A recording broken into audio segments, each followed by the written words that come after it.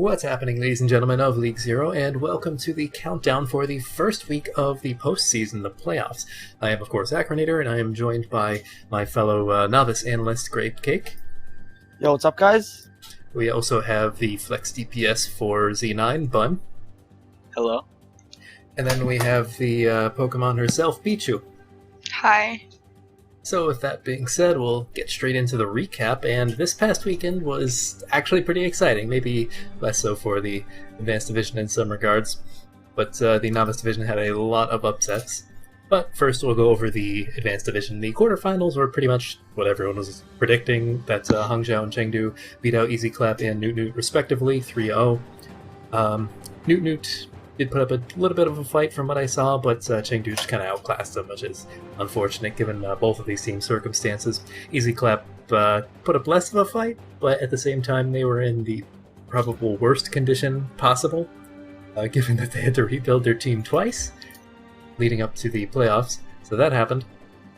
And then for the semifinals, it was, I'd say, a much better set of games, or at least more interesting in some cases. We had Crest winning against Hangzhou Bark 3-1, but I think Hangzhou got very close to at least bringing it to a second win. There were a few areas, a few maps, if you will, that they actually made it pretty close, but ultimately Crest's teamwork and I think DPS play, especially on Rialto, started to outshine Hangzhou, and they just kind of got overwhelmed. And then Z9, yeah. That match was kind of interesting, albeit a little bit painful because they obviously didn't have their main support Taco, so they were running. Oh god, who were you guys running on main support for a while? You ran like Peter. Adbon. Yeah. At least Adbon is like a flex support, so at least you had that. But for like the first two maps, you had Peter on like Mercy, and I could feel his pain. And then you guys definitely showed some life, especially on the first map, Paul, and the third map, Nambani, I believe? Or was Nambani the second map? I think it was the third. Nambani was third. Yeah, you guys... Horizon, we don't talk about. No, Horizon was just painful to watch, but you definitely brought it back and almost did take out a win there. Especially with Bun in particular. Your Roadhog was absolutely nutty until you swapped off. You want to talk about that game? Jail. You want to talk about that game at all? Korean Wannabe and Zera are bad at DPS. I killed both of them as Roadhog. And Bubbles is a better honor than Eggroll.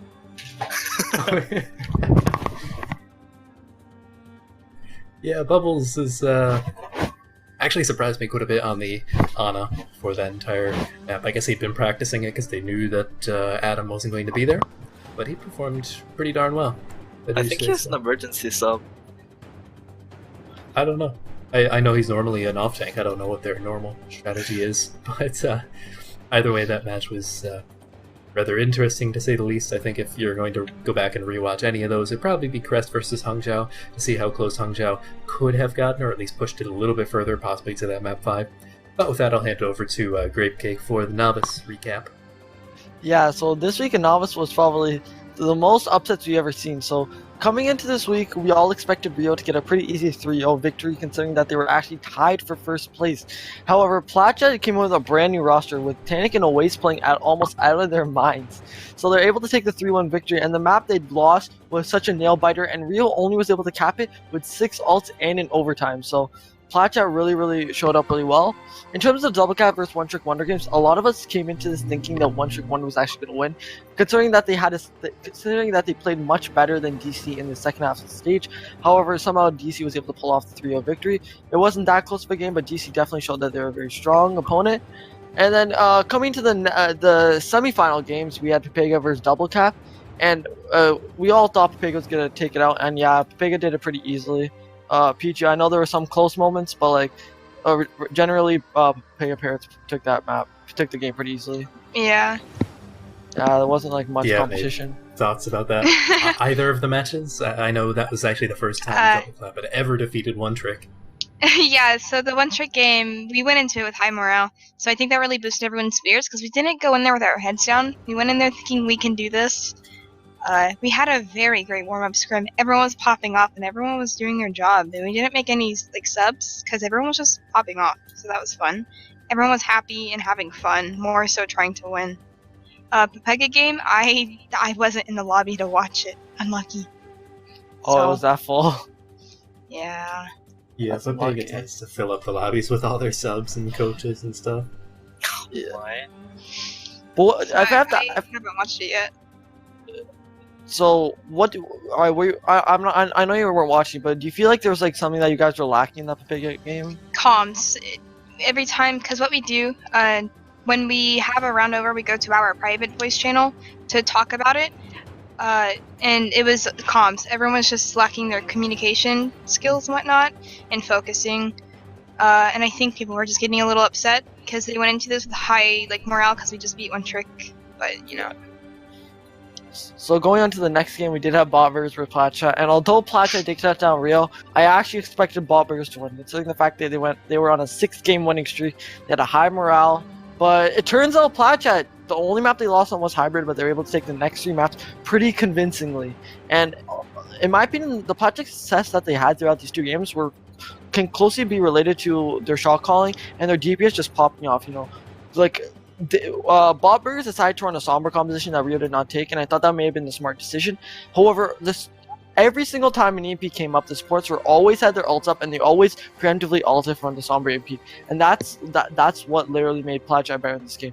They were able to catch the mistakes and just play overall better than Bot Burgers. You have anything to comment on that? I was watching the Platchat versus Botburgers game, and wow, Platchat was like kind of popping. I was talking to Cade while they were playing Platchat Manager, and he was saying how everyone was just like doing their part, and then he told me when they won. I was like, thank God, that was just like I think that's the best game in a long time. Yeah, that was like out of the whole novice season. Yeah, that game was just. There. It wasn't as hyped as my casting in the Rio game, but like, I have to say, like that was a beautiful game by Platchat. Like they just out DPS, they just outplayed Bot Burgers. Sandbagging. Yeah, like they purposely sandbagged. Oh my god. No, But, they like, just could never get people to come to scrims. They still Yeah. Apparently, Bot Burger said that they didn't even scrim for Platchat, so that also. Yeah, so bad. Platchat, they had to do a scrim last minute against us, and Platchat had a 4-hour scrim before the game. I know my Platchat was rigorously scrim. Oh. I yeah, got we signed to were ready. Platchat recently, and I asked them how much they scrimmed, right?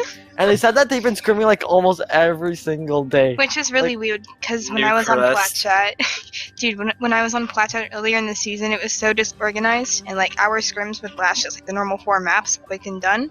But then it's like after that, it's just silence, and people wouldn't show up. But I'm glad that that's being like solved now. Bun and I can both remember Season 0 Platchat having the same issues. we never scrimmed. What, scrimming? Unlucky. Yeah, right. Yeah, Yeah. we don't need scrim books. We just threw scrims, and then we showed up in games. And then got That's reverse true. swept by Z9, so, you know. Give and take. I blame Matt. Yep. Second week, someone blames Matt. Yeah, except Tanik waited until the very end of the The end. podcast. You did it 8 minutes in. Exactly. Gotta get it in quick. But anyways, we can move on to the players of the matches. So for the advanced quarterfinals, we had Hangzhou Bark. They decided to give it to Hedwig. He is their hitscan DPS, although he's been playing rather than Zarya. Brig? Yeah, he's been playing rather than Zarya like you'd normally expect the hitscan to play. He's been going over to the Brig because no one else wants to, and he actually learned it pretty well. You know, I don't think he's the best Brig in advanced. There's a few that have obviously been playing it longer. Zera and Bun in particular come to mind. And then ultimately, he played pretty well in Brig though. He did really well against the who they versus Easy Clap? Yeah, Easy Clap. Granted, that's sort of a low bar to hit, but you know, he did well. He didn't feed, which is basically the one rule of Brig right now until she gets her the new kit. Nerf.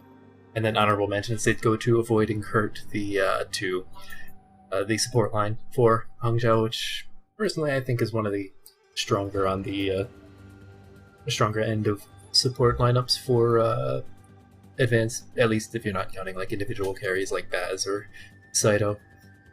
And moving over to the Chengdu Chads, this one should be no surprise for anyone who watched the advanced quarterfinals. KSG got the player of the match. I forget who said it now, but what? He did pretty good. Yeah, someone said in chat, it might have been, I think it might have been Pooter Scooter, where KSG just randomly played like he's been secretly 4.5k peak this whole time. And I think that sums it up pretty well. He just played out of his mind. And of course, honorable mentions go out to Adam and Bubbles. The Wait, Adam? Yeah. Wait, he wasn't even there though. No, he wasn't there. I'm looking at it. I was thinking he was... No. So they must have been meaning me there. But anyways, Bubbles did get an honorable mention at the very least, and I believe he was filling in for the flex support pitch for an off-tank main, and a memed Zarya one-trick in some regards. He played really well in the Ana in particular. Yeah, Bubbles got robbed. And then moving over to the semifinals, we had Crest and Chengdu. Crest chose Koodle, their hit scan, as the player of the match, and then Chance, their main support, as the honorable mention. No surprise here, like I said, when they versed Hangzhou, they just kind of outclassed Hangzhou, especially on Rialto. I think that map sort of sums up the entirety of the end result of that match, where just Hangzhou couldn't take a single inch without getting picked off here and there, and it's kind of painful to watch after a while. And then for the Chads, they chose Baz, somewhat no surprise there, for their player of the match, and the Marky Candy and Bubbles got the honorable mentions. Everyone kind of played pretty well against Z9, but then again, Z9 didn't have their intended roster, so they obviously were playing a lot weaker than you'd normally expect, which is unfortunate, but oh well. You know, what can you do? Baz is easily one of the best main supports in the league, so I'm not too surprised to see them choose that. And with that, I'll give it over to Grape for the novice stuff. So yeah, for the novice quarterfinals for Placha, it came to no surprise that, of course, player of the match did go to Oasis. Oasis played out of his mind in that game. He did touch the Pharah here and there, but Tannic did also play a little bit of Pharah.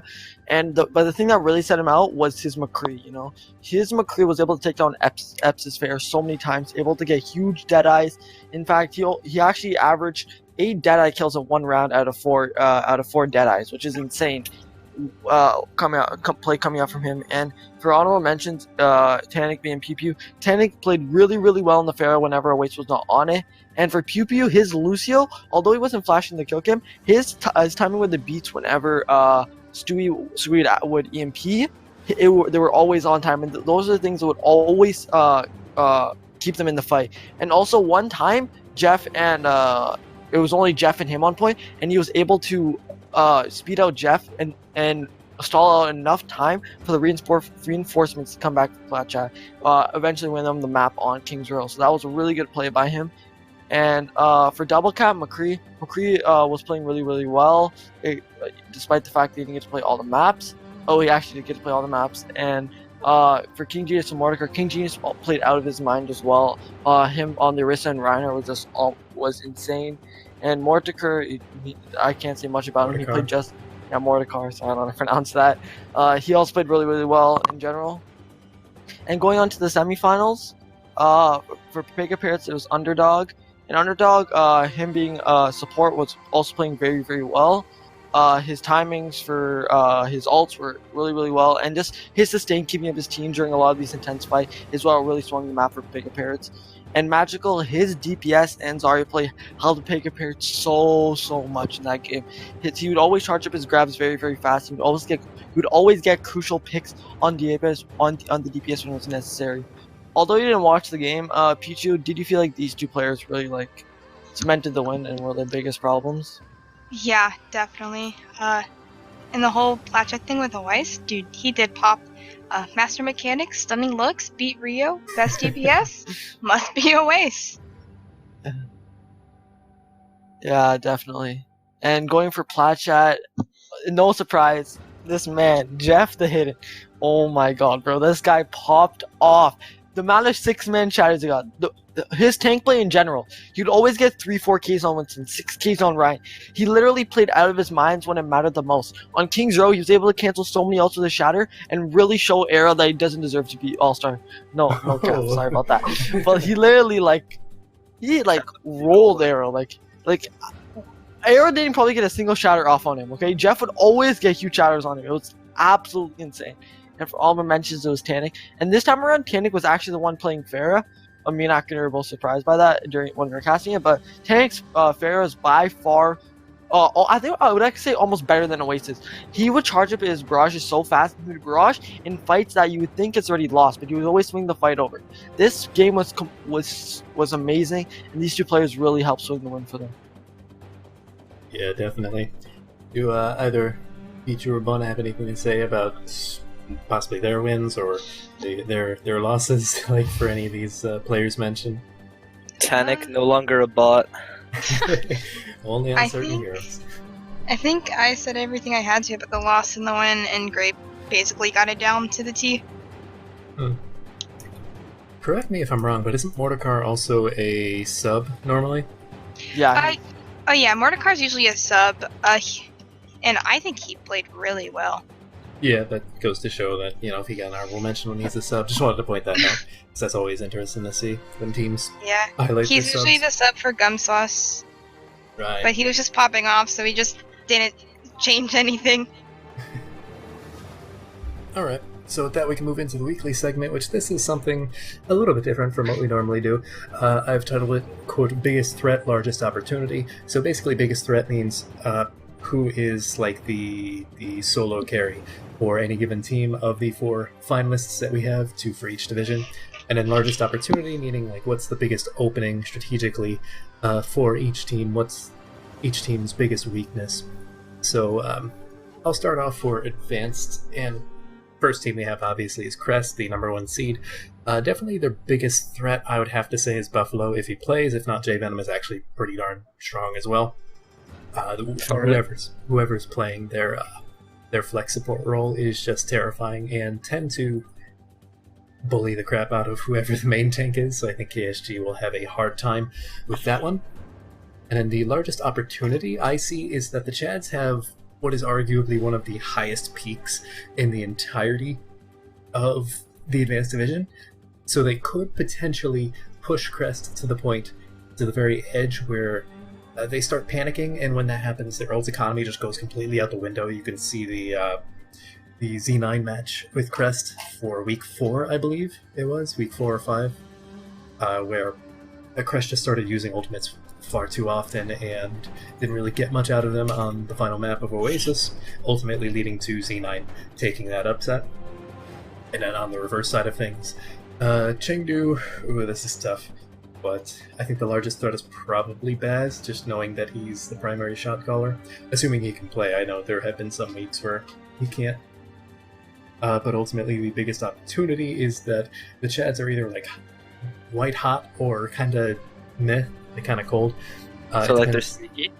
Yeah, they're kind of streaky, although they have been fixing that lately. I think from what I've been hearing, they've been doing rather long scrim blocks just leading up to their playoff matches, so they can come in at least slightly warm and then just kind of explode from there.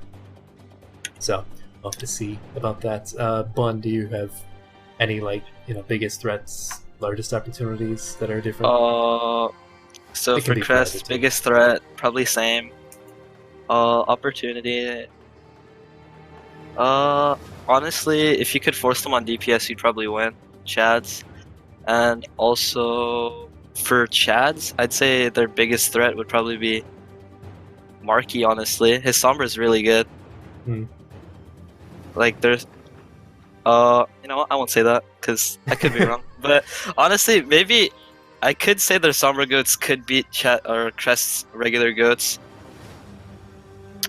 And also, their biggest opportunity would be if they put Bubbles back on flex support.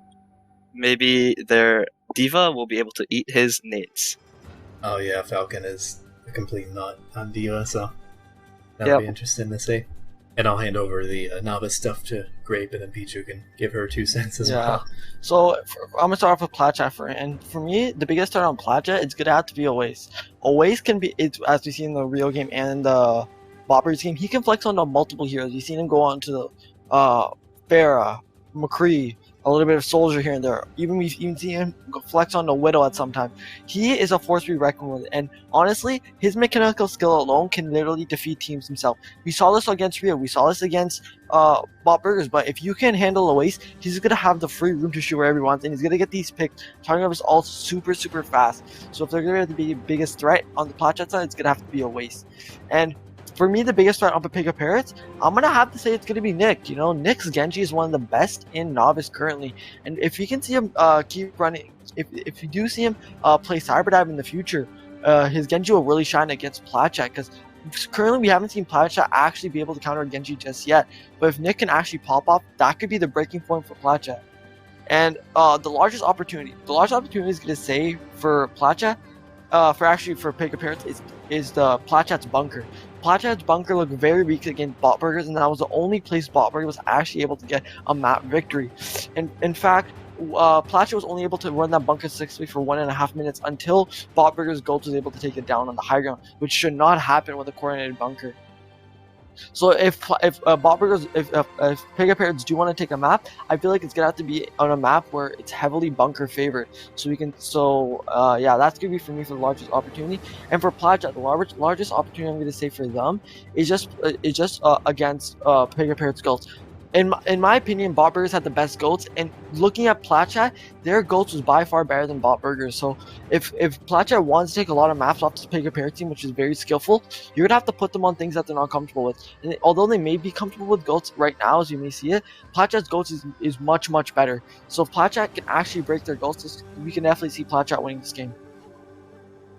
And if you have anything to add for either of the team speech, or you can. I agree with Grapecake. But I do want to give props to Platchat's healers, because they really do enable Jeff to do a lot of stuff he does, and Tanic and Oice. So what I'm going to say is, if the healers go down, I think it's really difficult for people on Platchat to get the picks and push forward, because they do push hard with their healers, and their healers do play really well. Pichu was insane. Alpian and Pichu, oh my god. We scrimmed against them, and they were insane, dude. Oh my They god. rolled us. One time, Pigeon was coming with the EMP, right? And Alpian saw the transfer in the air, and he preemptively did it. And then right when he did that, Pigeon ulted, and that was just an insane play by him. Like those are things that take a lot of game sense to understand, and that's really hard, especially in Novice. Although for Advanced it may not be that hard, but just being ready for an EMP at all times and always having an ult is just insane. Yeah, definitely. I think I agree with you as well for pretty much all the points for Novice. So, unless anyone has anything else to say, we can move over to the grand final predictions, which are mostly uniform across the board. I think I'm the only outlier for the most part, and that's just for the Advanced Division. Wait, can I change my answer for biggest opening for chats? Yeah, sure. It's when Crest gives one of their players account information to Cyberslip. I think you know where I'm going. And then chats, they put in Matt for Diva. Okay. Yeah, I get the feeling after all the stress they went through to get Marquee Candy in the first place, they're not going to bench him for Matt's Diva. But now Matt can be happy that he got roasted twice in the same countdown. About 30 minutes apart. Well, yeah, 20 minutes apart-ish. So anyways, going over to the predictions for real this time. For the most part, the advanced predictions are pretty uniform. I'm the only one who believes Crest is going to win, and I think they're going to win 4-1. And I do have reasoning behind that. Whereas literally everyone else believes that the Chads are going to win 4-3, so they do think this will be an incredibly close match, but that the Chads will hold ahead. And before I let you guys say the majority's opinion, or at least the popular opinion, that why Chads will win, I think when I look at the Season 1 schedule, and I look at the matchup between Crest and Chads, now I do have to take week 3 with a grain of salt, because if I remember correctly, that's when they had Tedison in as a main tank ringer, and matching up Tedison to Shadow Dragon is just not a fair comparison. You know, that's a, mid diamond compared to a 4.3 peak, something like that? 4.1. Yeah, so that's just not fair. Don't boost Ultra's ego. But in the meantime, you did have week 8, where I believe almost everyone was there besides Basilisk. I think he was still on vacation at that point. So you had almost everyone, and Calbo was not a bad main support by any stretch of the imagination, and Chad's still lost that in a relatively close 3-1. So just going off of that history alone, I feel like Crest will be able to shut down the Chad's peak. Like, they're an incredibly talented team when it comes to teamwork, and shutting down teams that are streaky and happen to be on a hot streak. Z9, with Reality Sombra being the only one that actually managed to defeat them in the regular season. So that's mostly why I think Crest will win, but I'll hand it over to, let's say, Bun. Why do you think Chaz will beat out Crest? The rollout theme. Oh, okay. Pulling with the beams is the Chengdu Chad. My personal favorite iteration of that was when they C9'd and then dividing. Gave his own little excerpt. I'm sure we can find the clip somewhere. Stepping off the point, it's the Chengdu Chads. Let's hope they don't. But anyone else have anything for the Chads? That's Matt will pop off. Hey, they beat Z9, and Z9's the only team that beat Crest. Just saying. Yeah, maybe. However, Crest did end up beating Z9 What as about well. the Circle of It's Suck? fine, it's fine. The circle. No Yusuf, no win. Wait, let's go on. So yeah, if that's all we have for the Advanced Division, we can move over to the Novice Division, which we all believe Plashat is going to win, for memes or for worse. Anyone want to say anything about Well, why Plashat will win? I'm going to say this, okay? Before this Plat Chat went on this winning streak, I said Rio's going to win this thing. I thought Rio's triple DPS was by far the best in this league. We saw it against Pega Parrots. Let's not count the Bot Burgers loss because they didn't really have the comp they're gonna run. As soon as I saw Plat Chat beat Rio, I already knew they were gonna beat Bot Burgers and win this league. Bot Burgers, their DPS are good, right? But they're not extraordinarily good like Rio's. You mean But Pepega? if Or I'm talking about Bot Burgers Okay. right now. And if Bot Burgers could not contain Oasis, McCree, or Tanix Fair in that fight, and now you expect me to believe Pega Press can do the same? Yeah, they have Magical and Nick, but like they're not hit scan players, because we came into this playoffs thinking Chicken was the best widow, and I also thought that. But if Chicken nor Sloth can actually take down Tanix Farah, then I don't expect Pega Press to do it at all. So I think Platchat's gonna take this for 2. I think that's somewhat fair. Anyone else have any other thoughts on why Plashat will take it? Go Platchat. Win. Thank you. Get reverse swapped. Don't care. So Please. like even if Platchat doesn't win this, like they went on a winning streak that no one ever expected, and This they is their beat it- first win streak. They're gonna beat the League 0 records permanently. Alright, they They go can. down in the history. And they books. have like a bunch of momentum right now too because of their wins. Yeah, definitely. I think they're ready for this. if the Pega Birds want to take down Platchat, like they're just gonna have to play. They're gonna have to take the surprise factor on them, because all the cons Platchat went against are standard compositions. We saw 2-2 dive, and we saw goats, and we saw Rio one time play triple DPS and switch immediately off. So Pega Birds are gonna have to take the surprise factor on them if they want to win this game. Yeah, definitely. I think this is going to be a tough match to predict. Realistically, I did say Platchat because they're on such a momentum high, just from blasting through and giving an easy clap-esque run from Season 0. Except, actually making it further this time around.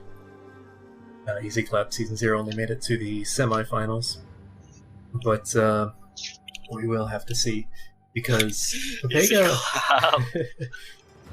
The dream was not quite alive this season, but Pletchat's keeping that dream alive in a different division. But Pepega, the one thing I am cautious about saying for Pletchat winning is that Pepega is very good at keeping their cool. Like, they've been down before, and they've come back. Granted, they have also lost their cool in the past, but that's... Yeah, their morale's like a lot of the losses that I asked Lilsey about. He said a lot of the losses are just contributed to morale issues. Like, he was telling me that right when the map loss came in for the Rio game, they just had a bad morale just coming to that bad game and just coming to that game in general. So if they're able to like keep their morale high and have players like Tedison just keeps them up in general, yeah, they could potentially take his game, but they can't get tilted like we've seen in the past. Yeah, no. I think Pepega's best chance is to either keep it close the entire time and pull out a miracle win in, like, map 7 or 6 or something, or just, like, win straight off the bat. Because if Black Chat takes, like, the first 2 maps, I don't see Pepega recovering from that tilt. Yeah. That's the thing that I'm very cautious about, is, like, Pepega can, but they need to be very careful about their approach. Yeah, Platcha, if they're up 2 or 3-0 in a series, they can never be cocky, okay? With Shanghai Dragons, they did the same thing. They're up 3-0, they got cocky, and then they almost lost. Thankfully, they're able to get their cool together at the end, but you never want to get too cocky, and you always want to stay in the game. You never want to think of a game's lost when you're down 2-0, because anything is possible in the end. Definitely. So unless anyone else has any closing statements, we can actually end this out at just about 32-ish minutes, which is relatively short. Not bad, not bad. Not bad at all. Choi Hyobin could not carry hard enough in the Shanghai match. It's like me, the hog player. Yeah. Oh well. So, thank you all for tuning in for this playoff countdown. We will have one more episode for the season before Big boy. The final countdown. Oh my god. Wait, there's still one more after this? Yeah, to Yeah. recap the finals and like talk about season for as a Big whole. Oh yeah, good idea. It's just for Matt. Just for Matt. We're just gonna have him, no one else. Just let him Can I talk. give him admin so he can get into this call and he's just gonna talk by himself? Just have his dish No tracks playing in the acronator. background. Just Matt. He's just gonna start singing. No, we'll bring Rock Size into it. How about that? Rock size him, I He guess. can't, he's banned. Monkey. What if he's on an alt? What if he's Adbon? I wouldn't be shocked if he was Admon, but if he was in the server on it, I'll just check it out every now and then. He actually came Yeah, into the main Dividing by Zero server like a couple weeks ago. He's like, I did it for a reason, and then left, and we're like, what? Okay. But anyways, thank you for tuning in to this countdown. I think I already said that. Any closing statements, Bun? Have fun, Matt.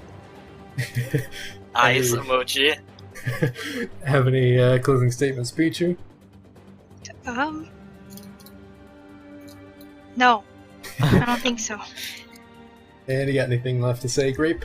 Yeah, come on, Flash Out, bring the cup home, baby. Let's go. Don't get reverse swept.